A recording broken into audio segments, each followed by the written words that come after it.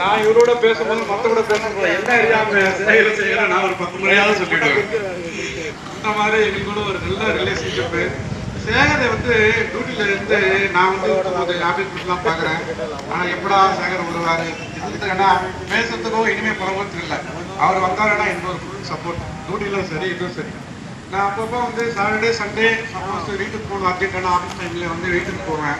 நீங்கள் எல்லாத்தாருக்கிட்ட சொல்ல மாட்டேன். ஆனால் சேகருக்கு மட்டும் நான் சொல்லிட்டு போவேன். சேகருக்கும் ரவிக்கும் அப்பா எங்களுக்கு கொஞ்சம் பார்த்துக்குப்பா, ஏதோ ஒரு ப்ராப்ளம் கொஞ்சம் சால்வ் பண்ணி விடுப்பா. அந்த மாதிரி அவர்கிட்ட நான் சொல்லிட்டு போவேன். அவர் என்னன்னா சொன்ன மாதிரி சகலகளாக வந்தவன். நீங்கள்லாம் சொன்ன மாதிரியே சகலகளாக வந்தவனு.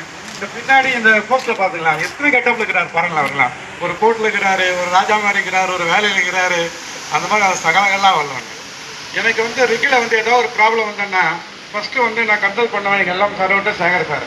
அவர் நான் எதுவும் ஒன்று சொன்னால் சரி என்னதான் சரி ஒரு நோட் புக்கையும் ஒரு டேப்பையும் தூக்கிட்டு இந்த ஃபேப்ரிகேஷன் ஒர்க் இருந்தாலும் உடனே வந்துடுவார். நான் ஒரு பெருமையான இப்போ ஒரு ரீசெண்டாக சொல்ல வந்தேன்னா என்னுடைய இதில் ரோக்கு